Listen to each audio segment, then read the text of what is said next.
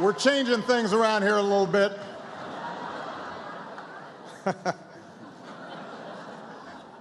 Actually, my advisors were a little worried about the new rap entrance music. They are a little more traditional. They suggested that I should start with some jokes at my own expense. Down a peg. I was like, guys, after 4.5 years, how many pegs are there left?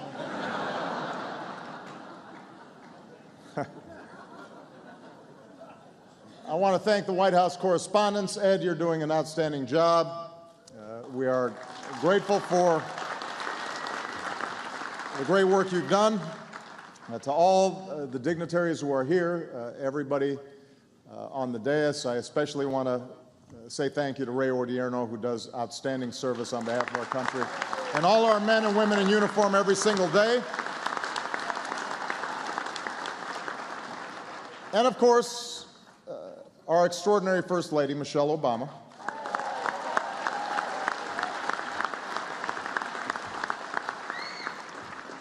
Everybody loves Michelle.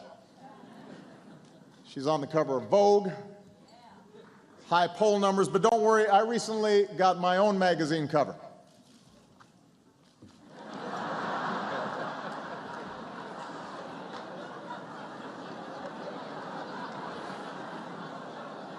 Now, look, I get it. These days I look in the mirror and I have to admit, I'm not the strapping young Muslim socialist that I used to be.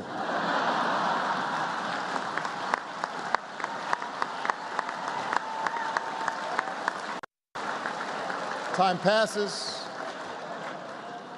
get a little gray, and yet, even after all this time, I still make rookie mistakes. Like I'm out in California, we're at a fundraiser, we're having a nice time. I happen to mention that Kamala Harris is the best-looking Attorney General in the country.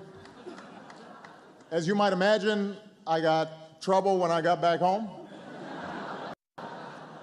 Who knew Eric Holder was so sensitive?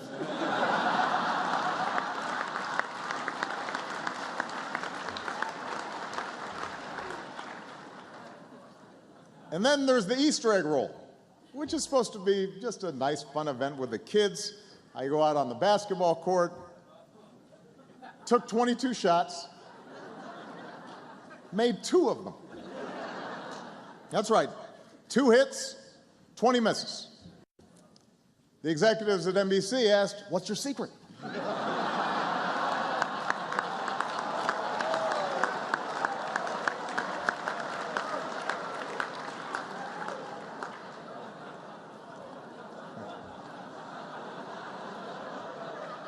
So, yes, maybe I have lost a step. But some things are beyond my control. For example, this whole controversy about Jay-Z going to Cuba. I've got 99 problems, and now Jay-Z's one.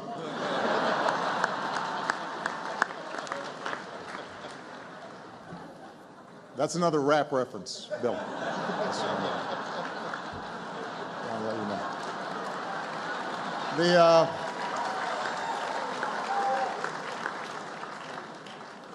Of course, everybody's got plenty of advice. Maureen Dowd said, I could solve all my problems if I were just more like Douglas in The American President. And I know Michael's here tonight. Michael, what's your secret, man?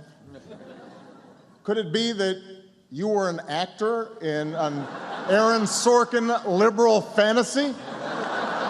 Might that have something to do with it? I don't know. Check in with me. Maybe it's something else.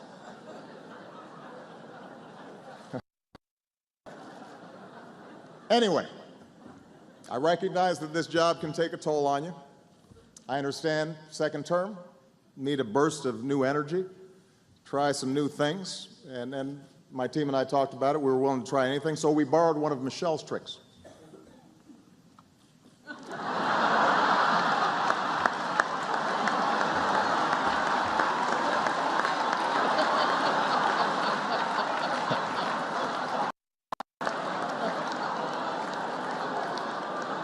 I thought this looked pretty good, but no bounce.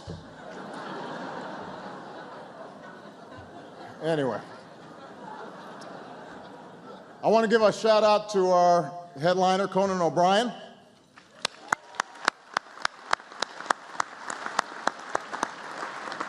I was just talking to Ed, and I understand that when the Correspondents Association was considering Conan for this gig, they were faced with that age-old dilemma. Do you offer it to him now or wait for 5 years and then give it to Jimmy Fallon?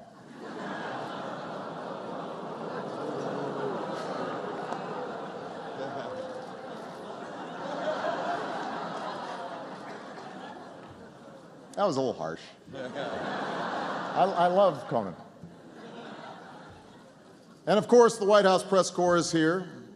I know it's taken some knocks lately, but the fact is I admire their commitment to cover all sides of a story, just in case one of them happens to be accurate.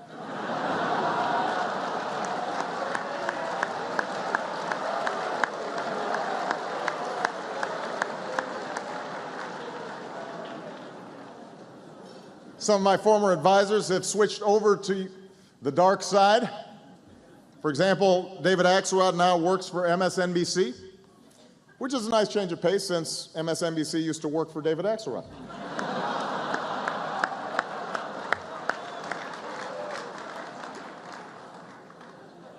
The History Channel is not here.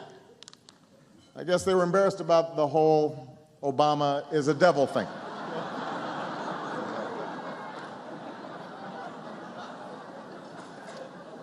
Of course, that never kept Fox News from showing up.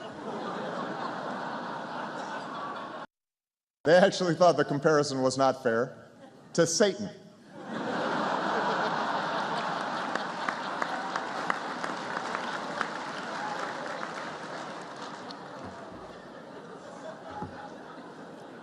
But the problem is that the media landscape is changing so rapidly. You can't keep up with it. I mean, I remember when BuzzFeed was just something I did in college around 2 a.m.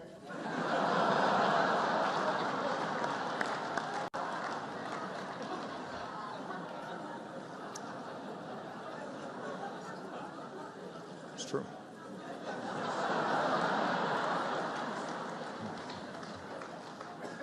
Recently, though, I found a new favorite source for political news. These guys are great. I think everybody here should check it out. They tell it like it is. It's called whitehouse.gov. I cannot get enough of it. The fact is, I really do respect the press. I recognize that the press and I have different jobs to do.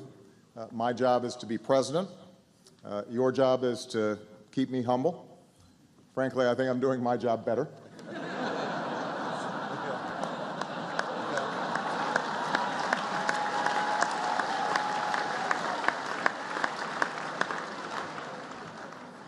But part of the problem is everybody is so cynical. I mean, we're constantly feeding cynicism, suspicion, conspiracies. You remember a few months ago, my administration put out a photograph of me going skeet shooting at Camp David. You remember that? And quite a number of people insisted that this had been photoshopped. But tonight I have something to confess. You were right. Guys, can we show them the actual photo?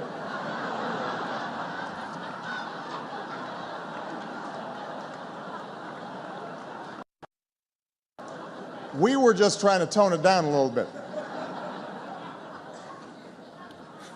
That was an awesome day.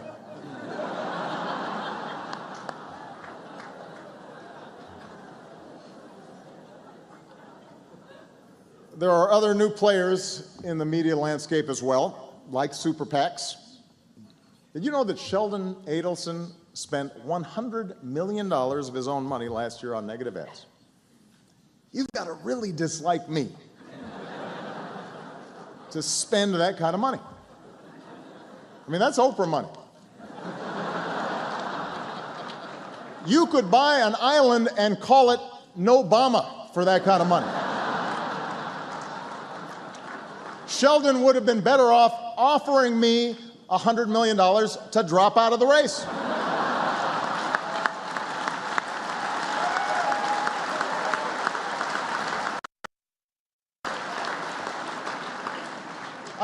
I probably wouldn't have taken it, but I thought about it. Michelle would have taken it.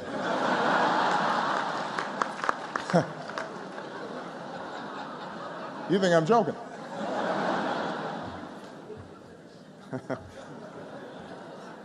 I know Republicans are still sorting out what happened in 2012, but one thing they all agree on is they need to do a better job reaching out to minorities. And look, call me self-centered, but I can think of one minority they could start with. Hello?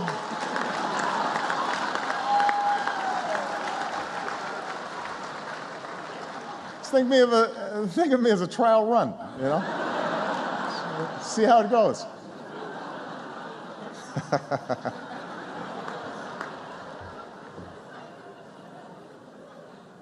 If they won't come to me, I will come to them.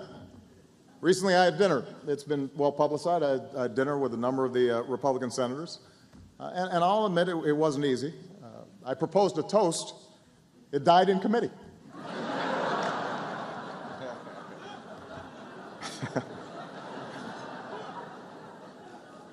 Of course, even after I've done all this, some folks still don't think I spent enough time. Why don't you get a drink with Mitch McConnell, they ask. Really? Why don't you get a drink with Mitch McConnell?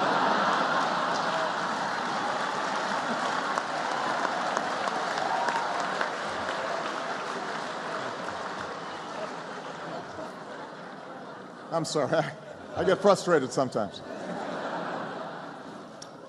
I am not giving up. In fact, I'm taking my charm offensive on the road. A Texas barbecue with Ted Cruz, Kentucky bluegrass concert with Rand Paul, and a book burning with Michelle Bachmann.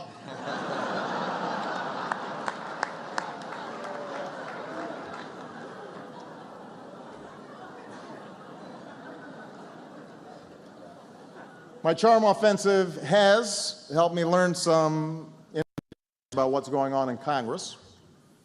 It turns out absolutely nothing. But the point of my charm offensive is simple. We need to make progress on some important issues. Take the sequester. The Republicans fell in love with this thing, and now they can't stop talking about how much they hate it. It's like we're trapped in a Taylor Swift album.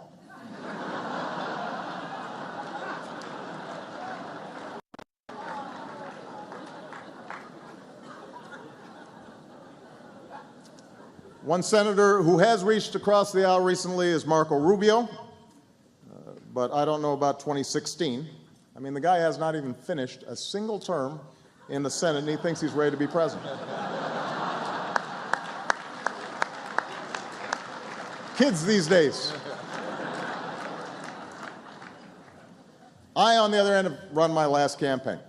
On Thursday, as Ed mentioned, I went to the opening of the Bush Presidential Library in Dallas. It was a wonderful event, and that inspired me to get started on my own legacy, which will actually begin by building another edifice right next to the Bush Library. Can we show that, please?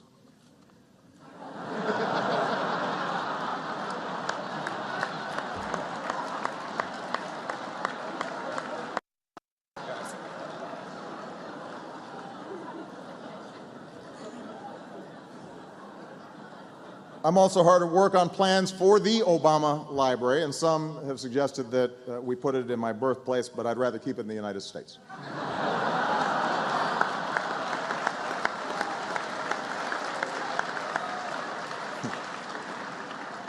Did anybody not see that joke coming? Show of hands. Only Gal. Maybe Dick Morris.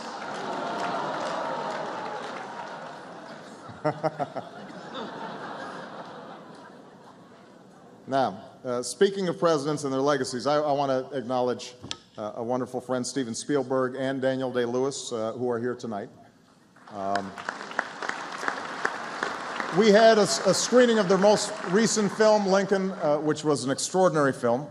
I am a little nervous, though, about Stephen's next project. I saw a behind-the-scenes look on HBO. Well, let's just check it out. Roll the tape. It's a remarkable transformation. Do I really sound like that, though, honey? Well. Groucho Marx once said, and Senator Cruz, that's Groucho Marx, not Carl. That's the other guy.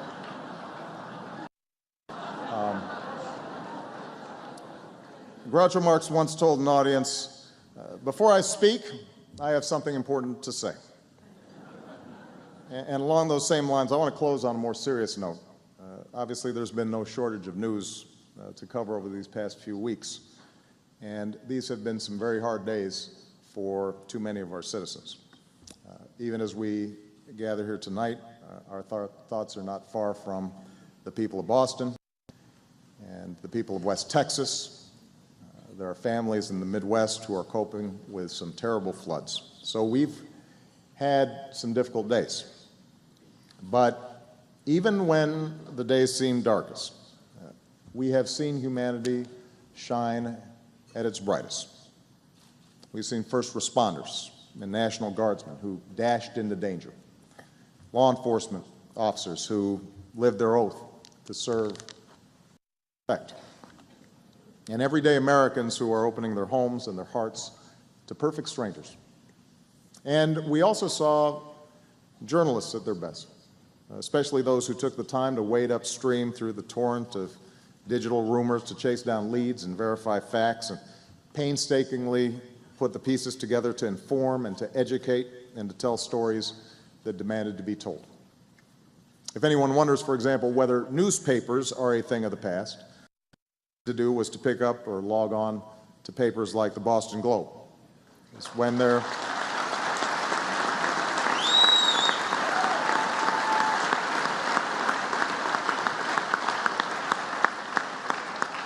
communities and the wider world needed them most, they were there, making sense of events that might at first blush seem beyond our comprehension. And that's what great journalism is, and that's what great journalists do. And that's why, for example, Pete Williams' new nickname around the NBC newsroom is Big Papi.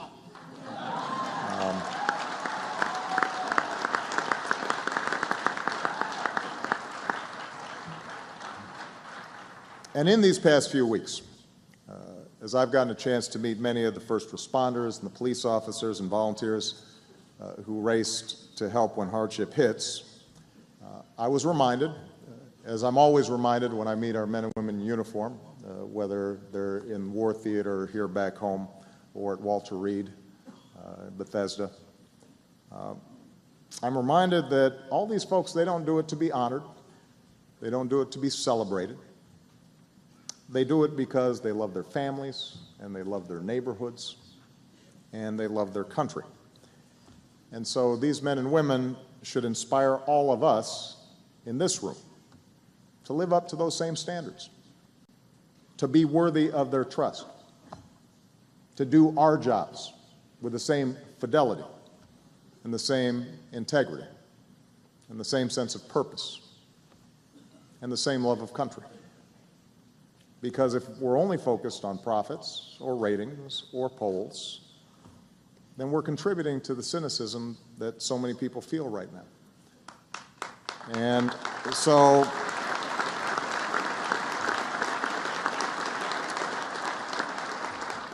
those of us in this room tonight, we are incredibly lucky. And the fact is, we can do better. All of us. Those of us in public office, those of us in the press, those who produce entertainment for our kids, those with power, those with influence, all of us, including myself, we can strive to value those things that I suspect to do the work that we do in the first place, because we believed in something that was true, and we believed in service, and the idea that we can have a lasting positive impact on the lives of the people around us. And that's our obligation. That's a task we should gladly embrace on behalf of all those folks who are counting on us. on behalf of this country that's given us so much. So thank you all to the White House correspondents for the great work you do. God bless you all. May God bless the United States of America.